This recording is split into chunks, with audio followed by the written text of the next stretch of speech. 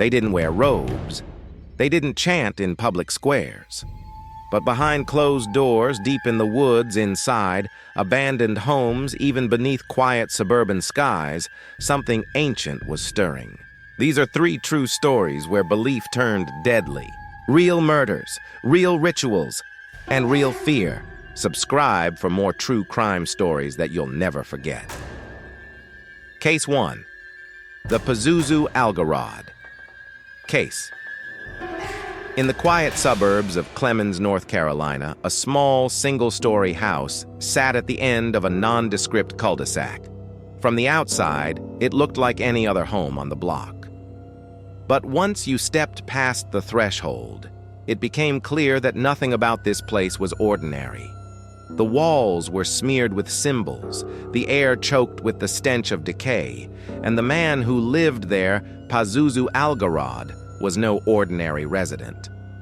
His real name was John Alexander Lawson, but by the time he was in his 20s, he had legally changed it to Pazuzu Algarad, adopting the name of a demon from The Exorcist. With a forked tongue, sharpened teeth, and face tattoos that seemed drawn straight from a nightmare, Pazuzu cultivated an image of himself as the living embodiment of evil. He claimed to worship Satan, embraced filth as a form of rebellion, and let his home devolve into a den of anarchy. Police would later describe the house as unlivable. Trash piled high in every room. Animal remains mixed with human waste. The smell was so strong that neighbors could detect it from the street. Inside this chaos, Pazuzu played host to a revolving door of guests, people from the fringes of society drawn to his persona like moths to flame. Drugs, alcohol, animal sacrifices, and alleged acts of self-mutilation were all part of the nightly ritual. But beneath the theatrics was something darker, something that turned this already grim environment into the site of one of the most disturbing murder investigations in North Carolina's history. In October 2014, officers acting on a tip from an informant arrived at the house with a search warrant. They brought cadaver dogs. Within minutes, the dogs zeroed in on the backyard.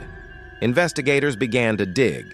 What they found would shock even the most hardened detectives: the skeletal remains of 2 men, both buried in shallow graves. The victims were identified as Joshua Wetzler and Tommy Welch. Both had been missing for years, Joshua since 2009, Tommy since 2009 or 2010. Neither disappearance had received much attention at the time. Both men were thought to have simply vanished, lost in the margins of society. But now, their final resting place had been found behind a house of horrors. According to court records and confessions from Pazuzu's then-fiancée Amber Birch, the 2 men were murdered inside the house and buried in the backyard as part of a twisted belief system. Pazuzu allegedly shot Joshua in the head, while Amber later killed Tommy, possibly because he had learned too much. There was no elaborate cover-up, just crude burials, shovels, and silence.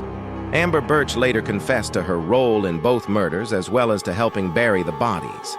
She pleaded guilty and was sentenced to at least 30 years in prison. Another man named Nicholas Rizzi, who had been present for some of the events, was also arrested and charged with obstruction. But the spotlight remained on Pazuzu. Despite his monstrous image, Pazuzu wasn't some criminal mastermind. He was disturbed, erratic, and often incoherent. Born in San Francisco in 1978, he moved to North Carolina with his mother as a child. Reports indicate he suffered from mental illness from a young age. He was diagnosed with agoraphobia and schizophrenia, though his behavior often blurred the line between illness and performance. He reportedly never bathed, claiming cleanliness stripped the body of its defenses. He defecated in corners, allowed animals to die in his home, and encouraged others to do the same. His spiral was enabled by those around him, people who, for whatever reason, participated in or ignored the increasingly disturbing reality he was creating. Following his arrest, Pazuzu was charged with first-degree murder and accessory after the fact. But he would never stand trial. In October 2015, just a year after the bodies were discovered, Pazuzu was found dead in his jail cell. Authorities ruled it a suicide. He had used a shard of metal to cut himself severely enough that he bled to death. His death ended any possibility of full legal closure, but the horrors he left behind continued to haunt the community. The house on Nob Hill Drive was declared unfit for habitation and demolished in 2015. Nothing remains of it today, just an empty lot, where a nightmare once stood. The story of Pazuzu Algarad became national news, not just because of the gruesome details, but because it challenged how people perceive evil. Was he a product of mental illness left untreated, a manipulative abuser who preyed on the vulnerable, or something else entirely? In the years since the case has become a cautionary tale about the dangers of isolation, the allure of chaos, and what happens when community fails.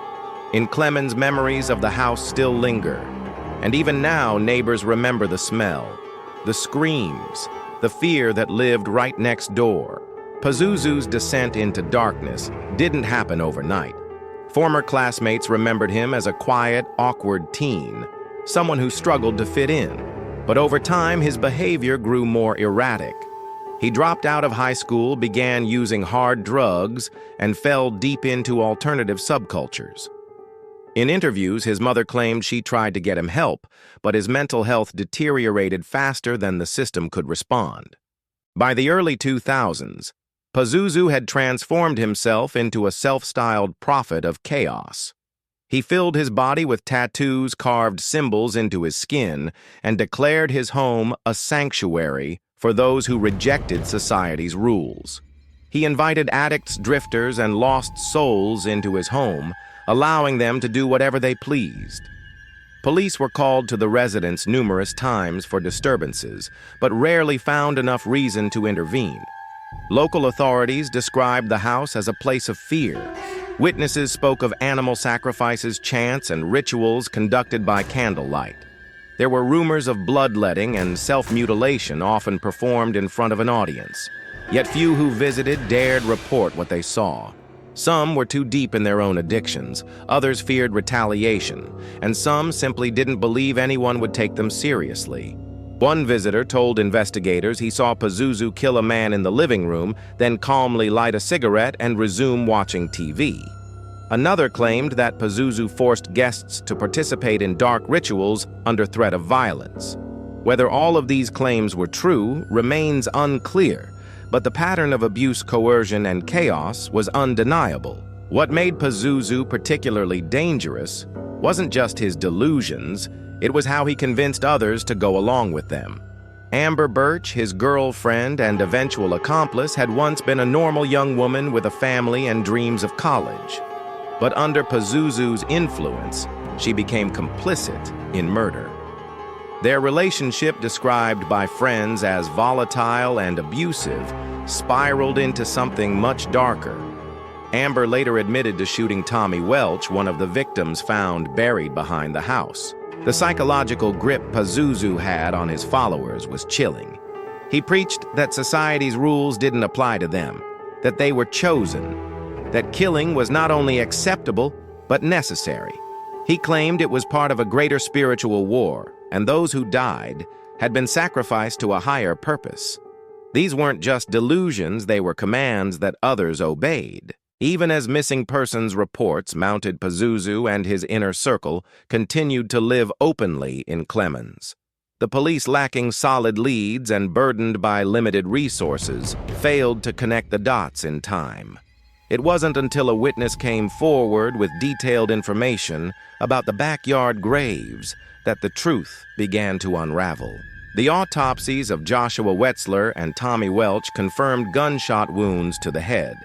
The shallow graves indicated haste and carelessness, not the work of a criminal trying to cover his tracks, but someone who believed he wouldn't be caught, or didn't care if he was. When the case finally made headlines, the public was stunned.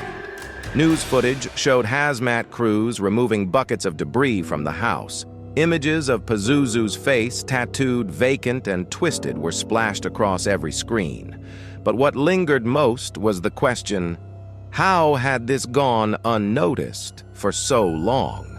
In the wake of the arrests, local officials faced criticism. Could more have been done to intervene sooner?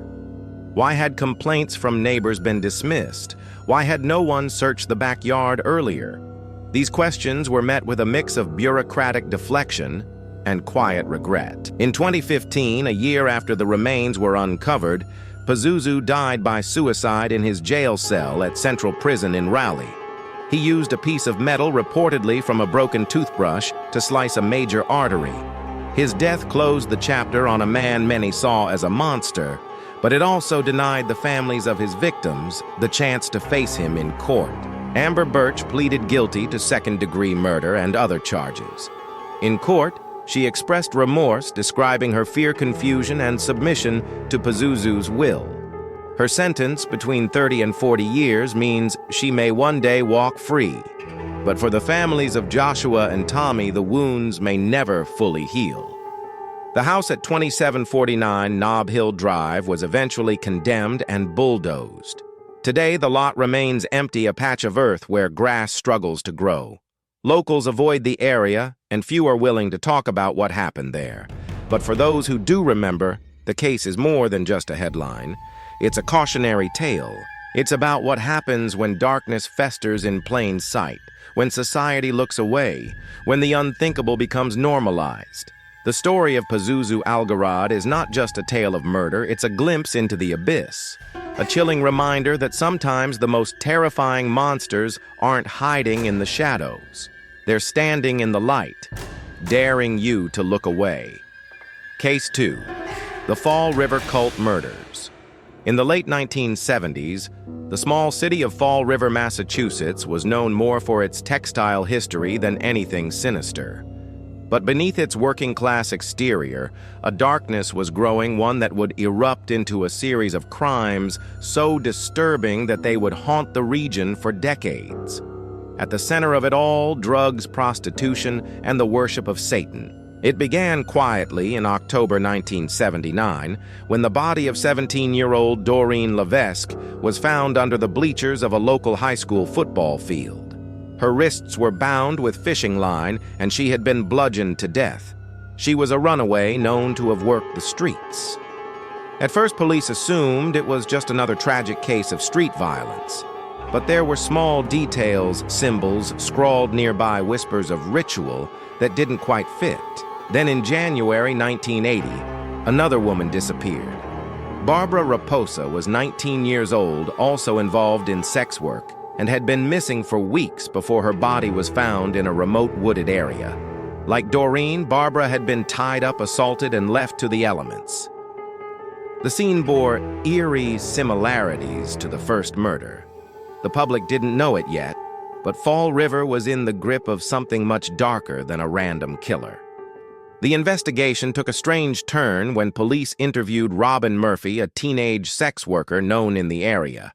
At just 17, Robin was street-smart, manipulative, and deeply entangled in the local drug and prostitution scene. She named a man she claimed was responsible for the killings, Carl Drew, a pimp and self-proclaimed Satanist. According to Robin, Carl was the leader of a small cult that operated in the shadows of Fall River, using satanic rituals to exert control over its members. Carl Drew was no stranger to the streets. He ran girls, used fear as currency, and projected an image of menace. But the accusations that followed would elevate him from local thug to alleged cult leader and murderer. According to Robin, Drew believed himself to be a high priest of Satan. He demanded obedience through violence, and when someone crossed him or tried to leave the group, he made an example out of them. That example came in the form of a third victim, Karen Marsden, a 20-year-old woman who had been closely associated with both Drew and Murphy. She had reportedly become afraid of Drew, and sources say she wanted to break away from the cult.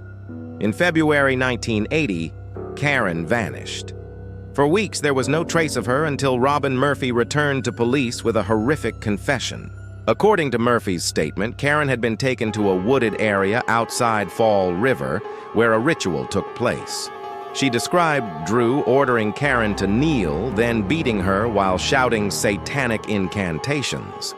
She claimed Karen was decapitated and her head used as part of a sacrificial ceremony. The body was never fully recovered, only fragments were found confirming that something terrible had occurred. But the detail and consistency in Robin's story shocked investigators. Robin also implicated another man, Carl Davis, as having helped in the murder. Davis, like Drew, was part of the underworld that operated in Fall River's shadows. But it was Drew who emerged as the central figure in what the press quickly dubbed the Fall River cult murders. Carl Drew was arrested and charged with murder. At his trial, Robin Murphy testified against him in vivid, horrifying detail. She painted a picture of a man possessed by evil, orchestrating blood rituals to maintain power over his followers. The jury believed her. Drew was convicted and sentenced to life in prison without the possibility of parole. But questions lingered. Robin Murphy, once a witness, became a suspect herself. In a separate trial, she was convicted of participating in the murder of Karen Marsden. Her role in the killings and the reliability of her testimony became a source of controversy for years. Some believe Robin was the true ringleader, manipulating events from behind the scenes. Others argue she was a vulnerable teenager coerced into a world of violence and madness. Over time, new evidence and inconsistencies in the original investigation have raised doubts about the full truth. Drew has always maintained his innocence, claiming that he was framed by Murphy and the police. Appeals and petitions for re-examination of the case have continued for decades, with some legal advocates arguing that the satanic panic of the era tainted the investigation. And there's no denying the cultural climate of the time. In the late 1970s and early 1980s, America was in the grip of what would later be called the Satanic Panic. Rumors of cults, rituals, and devil worship filled headlines. The idea that teenagers could fall under the sway of satanic leaders seemed plausible, especially when paired with sex work and drugs. The Fall River case fit perfectly into that narrative, making it difficult to separate fact from hysteria. Still, the evidence remains grim.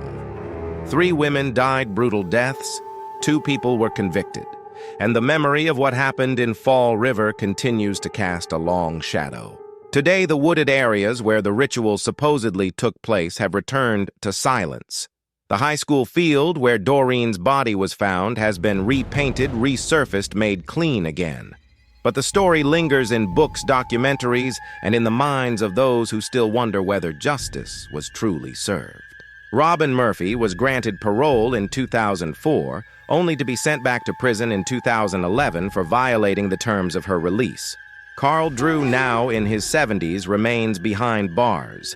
He still insists he was the victim of a teenage girl's lies and a justice system looking for an easy answer. Whether or not he's telling the truth may never be known. What's certain is the Fall River cult murders were real. The women who died were real. And the fear that gripped a community in the grip of darkness still feels palpable even decades later. The story is not just about satanic ritual or the crimes of a few disturbed individuals. It's about the vulnerability of the lost, the power of belief, and how fear, when combined with violence, can take root in even the most ordinary of towns. In the years since the trials, investigators and journalists have revisited the case with renewed scrutiny. Several documentaries and true crime series have questioned the validity of Robin Murphy's testimony. Her shifting statements, history of manipulation, and possible motivations have all come under the microscope. Was she trying to protect herself from harsher charges by placing the blame on Drew? Or was she simply recounting the truth in the only way she could? One of the most troubling aspects of the case is how little physical evidence linked Carl Drew directly to the murders. Much of the prosecution's case hinged on Robin's testimony and the circumstantial evidence surrounding the cult's existence. There were no fingerprints, no murder weapons definitively tied to Drew, and no eyewitnesses beyond Robin herself. Yet the graphic nature of her statements and the social climate of the time made it difficult for the jury to look past the horror of what she described. Another voice emerged in the years that followed Carl Drew himself. From behind prison walls, he began writing letters, granting interviews, and protesting his innocence. In those letters, he claimed he was a scapegoat, targeted not because of guilt, but because of his reputation. He admitted to being a pimp and a violent man, but denied ever participating in satanic rituals or murder. They needed someone to blame, he once wrote, and I looked the part. Despite Drew's pleas, attempts to reopen the case have repeatedly stalled. Legal experts cite the lack of new evidence and the finality of the court's decision.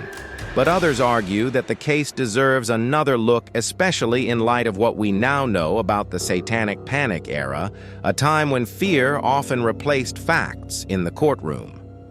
Robin Murphy, too, has had a complex relationship with her past. In some interviews, she stands by her testimony. In others, she expresses doubt or regret. In 2020, she once again sought parole, stating that she had grown and changed in the decades since her conviction. Victims' families opposed her release, insisting that the pain caused by her actions could not be undone. The case of the Fall River cult murders ultimately occupies a strange space in the annals of American true crime. It's both a product of its time and a story that continues to feel relevant. The themes it touches, manipulation, belief, exploitation, are timeless. And the questions it raises about truth, justice, and who gets to tell the story remain as unsettling now as they were in 1980. Even today, the city of Fall River carries the scars. Locals remember the headlines, some remember the victims, a few even remember the trials, but most have tried to move on. The neighborhoods once haunted by rumors of ritual are now quiet again. The woods are still. The fear has faded but never fully disappeared. The Fall River cult murders remind us that evil doesn't always wear a mask. Sometimes it looks like the people we pass every day. And sometimes the darkest rituals are not those held in secret, but those carried out in plain sight, under the influence of fear, desperation, and blind loyalty. The truth of what happened in those woods may remain murky forever. But the legacy is clear. 3 young women lost their lives. And the city that once whispered of devils and demons was forced to confront something even more terrifying: what people are willing to do in the name of belief. Case 3. The Cult of Michael Ryan. In the heartland of America, tucked away in the rolling fields of rural Nebraska, the town of Rouleau seemed like the last place anyone would expect to find a cult. With a population of just a few hundred miles of farmland in every direction, Rouleau was quiet, insulated, and slow. But in the early 1980s, that isolation became fertile ground for something far more dangerous than anyone could have imagined. The man at the center of it all was Michael Ryan, a high school dropout, small-time criminal, and self-proclaimed prophet. In the late 1970s, Ryan became deeply involved in the far-right Posse Comitatus movement, a racist, anti-government ideology that blended Christian identity theology with conspiracy theories. But Ryan's beliefs didn't stop at politics. Over time, he began to claim that he had a direct line to God, that he could speak with the divine and interpret its will. By 1984, Ryan had gathered a group of followers on a rented farm near Rouleau. Many were young men, disaffected, angry, and searching for meaning. Under Ryan's leadership, they began stockpiling weapons, preparing for what they believed was an impending apocalyptic race war. But what started as a paramilitary commune quickly devolved into something darker. Ryan's teachings shifted from political rage to religious fanaticism. He declared himself a messiah chosen to purge evil from the world. Inside the farmhouse, a hierarchy was established. Ryan sat at the top, issuing commands he claimed came from God. Followers were expected to obey without question. Any disobedience, real or perceived, was met with violence. Ryan began performing exorcisms on members he claimed were possessed, beating them, humiliating them, and forcing them to sleep outside in sub-zero temperatures. 2 men would not survive his reign. The first was James Thim, a 26-year-old follower who had joined the group with his wife and children. Thim initially believed in Ryan's teachings, but over time he began to question the escalating brutality. Ryan labeled him a traitor. Over several days in early 1985, Thim was tortured in a barn on the property. He was whipped, beaten, sexually assaulted with a shovel handle, and had his limbs crushed. Ryan claimed this was all part of a divine cleansing ritual. Eventually, Thim was executed, shot in the head, and buried in a shallow grave on the farm. The second victim was Luke Stice, a 5-year-old boy and the son of another group member. Ryan believed the child was possessed by demons. No one in the group intervened when Ryan took the boy away. Luke's death was brutal and senseless. He was beaten to death, his small body discarded like trash. It wasn't long before the authorities took notice. Suspicious activity on the property, coupled with reports of illegal weapons, led to a federal investigation.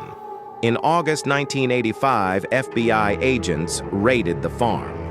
What they found was a compound armed for war and a scene of unspeakable horror.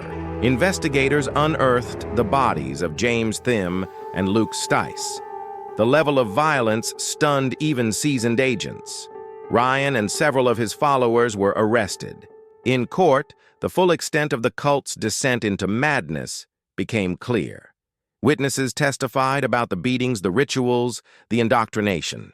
Some wept on the stand.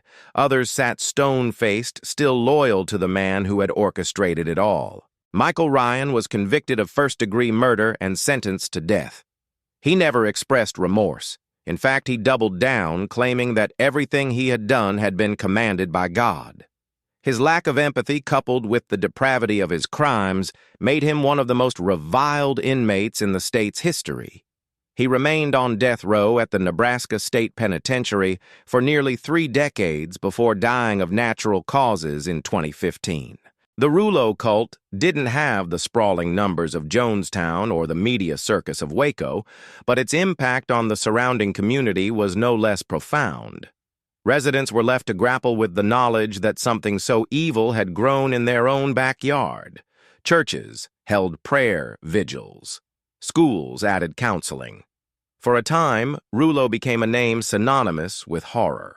But the story of Michael Ryan is not just about one man's delusion. It's about how extremism festers when left unchecked, how isolation, fear, and blind faith can be twisted into tools of control, and how ordinary people, given the right circumstances, can be pulled into something truly monstrous. Even now, decades later, the town of Rouleau remembers. The farm where it all happened has long since been abandoned. Nature has reclaimed most of it, but locals say the ground still feels heavy there, as if it remembers too. Ryan's surviving followers have tried to rebuild their lives. Some disappeared into obscurity. Others faced additional legal troubles. A few have spoken publicly, expressing shame and disbelief over what they once believed. But for the families of James Thim and Luke Stice, the pain remains as fresh as ever. There is no redemption arc in this story, no hopeful resolution, just a grim reminder of how belief can be weaponized, and how a small town in the middle of nowhere can become the stage for one of the most terrifying cult stories in American history. To understand how Michael Ryan gained such control, it's essential to look deeper into the belief system he embraced. The Christian identity movement, which heavily influenced Ryan's theology, preached that white Christians were the true descendants of the tribes of Israel. It was a worldview steeped in racism, anti-Semitism, and apocalyptic prophecy. Ryan used these teachings to reinforce his authority, claiming divine permission to punish anyone who questioned him. He interpreted the Bible through a twisted lens, often citing obscure verses to justify acts of violence. To his followers, he wasn't just a preacher, he was a conduit for God's wrath. When someone disobeyed, Ryan would call it purging the demon. These weren't punishments in his mind, they were holy duties. During the trial, prosecutors laid out every horrific detail. The court heard how James Thim was tied to a chair while Ryan and others took turns torturing him. His ribs were broken, his skin lacerated, and his body mutilated in ways that defied belief. Witnesses recalled how Ryan forced others to participate, desensitizing them to the violence and binding them tighter to his will. The jury sat in stunned silence as autopsy results were read aloud. Ryan's defense didn't deny the killings, but tried to argue diminished capacity. His attorneys claimed he suffered from mental illness and truly believed he was acting under divine command. But the jury wasn't swayed. The level of premeditation, cruelty, and manipulation was overwhelming. They returned a verdict of guilty on all counts. In sentencing, the judge called Ryan a man without conscience and said the brutality of his crimes surpassed anything the court had ever seen. He was sentenced to death in 1986. Despite numerous appeals, his conviction stood firm. While Ryan awaited execution, he became a figure of morbid fascination. True crime writers profiled him. Documentaries explored his descent into fanaticism. He responded to some inquiries with handwritten letters, often repeating his belief that he had done nothing wrong. "God speaks to me," he once wrote. "He told me to cleanse the earth. I obeyed." His death in 2015 from natural causes at age 66 brought a strange end to a life defined by violence and delusion. Some said he escaped justice. Others felt relief. But few would argue that his passing brought closure. The trauma left behind stretched far beyond the victims. Investigators who worked the case needed counseling. Community members struggled to explain to their children how something so evil had happened just miles from home. For a time, Rulo was infamous, its name invoked with a shudder in newsrooms and living rooms across the country. Years later, a few former cult members spoke out. One man described how Ryan had convinced him to renounce his family, abandon all logic, and follow him into darkness. "He took my soul piece by piece," the man said. "By the time I realized it, it was too late." The farm remained vacant for years, overgrown and silent. Nature moved in where faith and fear had once ruled. But locals still avoid the property. Some say it feels cursed. Others simply don't want to remember. Michael Ryan's cult may not have had the numbers of larger movements, but its legacy is no less chilling. It stands as a grim testament to how isolation ideology and unchecked power can combine into something truly destructive. A monster didn't arrive in Rulo. It was created there one belief at a time. And it all began with a man who claimed to speak for God and found others desperate enough to believe him. Some say evil hides in shadows, but sometimes it wears a face and calls itself divine. These stories aren't just about rituals. They're about control belief and the terrifying things people do in the name of both. Subscribe for more true crime stories based on real events.